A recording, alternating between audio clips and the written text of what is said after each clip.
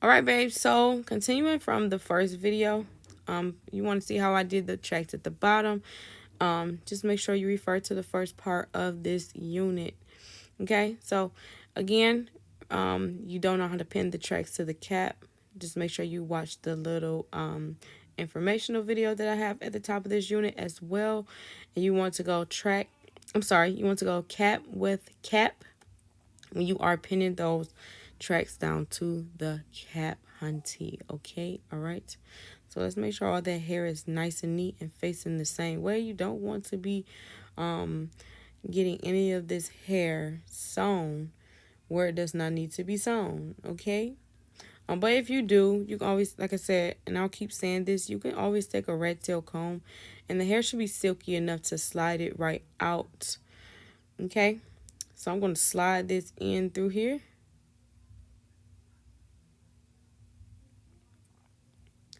And I actually just needed to redo that one end. So I'm going to do that. Okay. But I'm going to slide this in here some more to where I started that other weft at, where I pinned that other weft down at. So I'm going to back stitch this about 2 or 3 times. Which back, forth. All right. Now I'm going to switch my settings, and I'm going to show it in the top corner, exactly how I switch my settings. So I'm switching my settings from a 1.4 and a 3.5 to a 3.5 and a 3.5. I'm doing that because having a wider length, having a lengthier length will allow you to zoom through that middle of that cap, which is what you want to do. Usually the problem when you have a tighter stitch in the middle of the cap, you'll have bulking or shrinking or either or. Making the length longer on the stitch just allows you to be able to have that cap maintain its normal size. You wanted to maintain this C-shaped size or this dome size as much as possible without messing it up, without it becoming anything other than a dome, like anything squiggly or scraggly looking, you know. And like I said, it's really easy to do. It's absolutely not hard.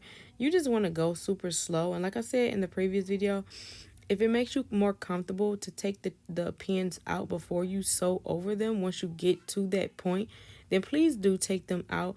I sew over them just because I'm so used to doing this for so long. I don't mind sewing over them because I won't mess up my machine.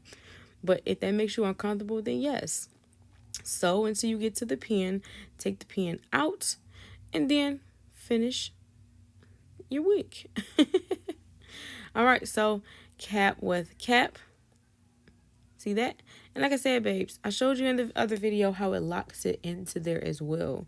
You will not be able to take this off of here. Once you pin that track into that wig, it's on there permanently, okay? All you need to do is just sew it onto the sewing machine.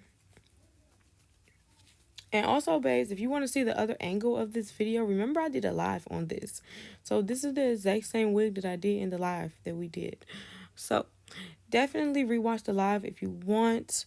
It is rather lengthy, but here's the short version of that as well at a different angle.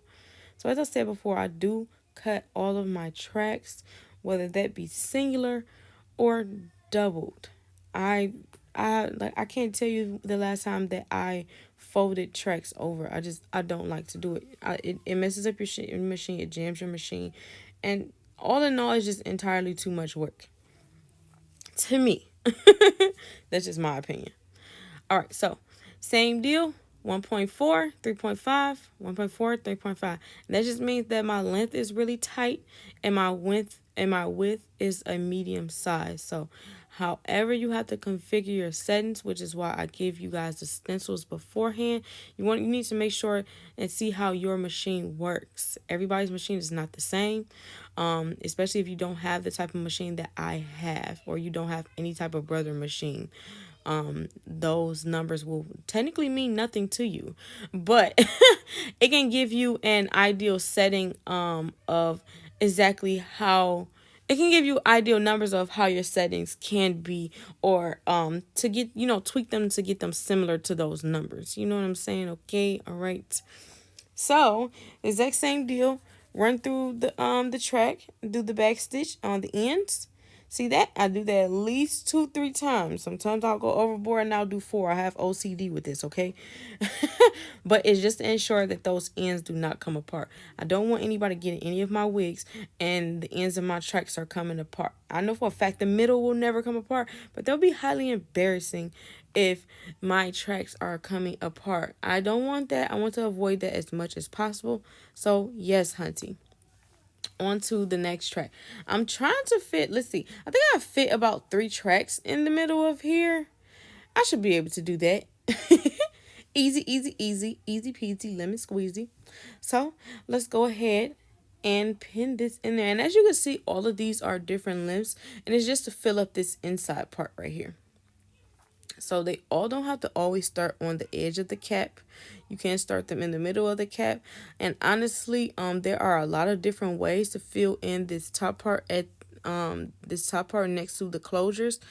What I find is not absolutely every single wig will be filled in the exact same way, just because every wig is not the same. Some wigs have closures that are set off to the side that people want. And as well as it can be very different when it's a closure or a frontal. So I just eyeball it and just go, basically just place the tracks where I feel they would fit the best, and fill up the wig the best without it looking weird once the entire wig is complete. So there's, like I said, there's no one way to do this. I do them differently sometimes. Sometimes it just depends on the wig and whatever style that I'm trying to achieve, as well as how much hair that I'm putting into that wig as well. And everything has a lot. Making wigs has a lot of different determining factors. Okay. So this is an up close version of that zigzag stitch that really, it's not really small, but sort of kind of small. It's small compared to the zigzag stitch we use when we're sewing the double tracks down. So this is sped up, guys, but I am going rather slow. As you can see in the live, I am going rather slow and making sure that I am sewing this down correctly. So I'm just switching my settings. Back stitch forward, back stitch forward, back stitch forward. And it may look like I'm not back stitching just because my sewing machine is very fluent in back stitching. So I don't have to take my pedal off when I'm back stitching. I only need to press the button or hold the button until I'm done and I'm ready. So I only press the button when I'm ready to back stitch. I let it go when I want the machine to go forward. I press it again when I want to back stitch. I let it go when I need it to go forward. So I don't have to take my foot on and off the pedal in order to back stitch. But if that will help you to do it that way, then by all means necessary, do that. Take your foot on and off the pedal when you are back stitching. That way you can have more control.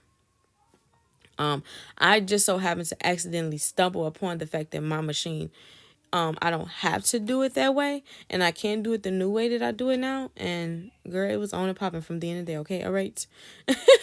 So for the last 2 tracks, I don't pin them down just because it's too much of a hassle dealing with those pins. Plus, you don't really have to. It's not necessary. Okay. And for my last 2 tracks as well, I do use a straight stitch. Straight stitch is just the number 1 stitch in the middle, okay? So I'm just going to straight stitch this all the way around and trace this all the way around up under this closure. Fill in this space. And I'm going to do the exact same thing with the last track as well. With the last track, as you know, I put that directly on the edge of the closure. See how close this one is, but there's still space between the closure and this last track. So that's the space that I'm going to try to fill up when I do the next track.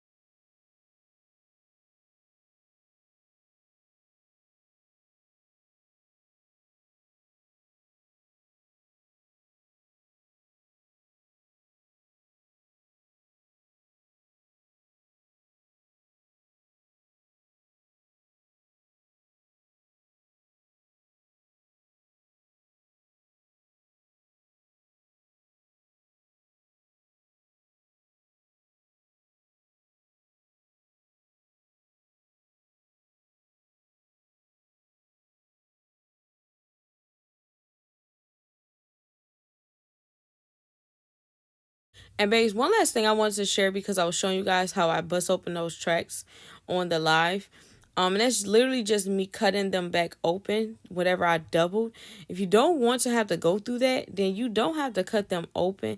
I would recommend just double 2 bundles or 3 bundles. Let's say if you're doing a wig with 3 bundles, double those, the first 2, and then leave the other one singular. Okay, babe, see you in the next video. Bye.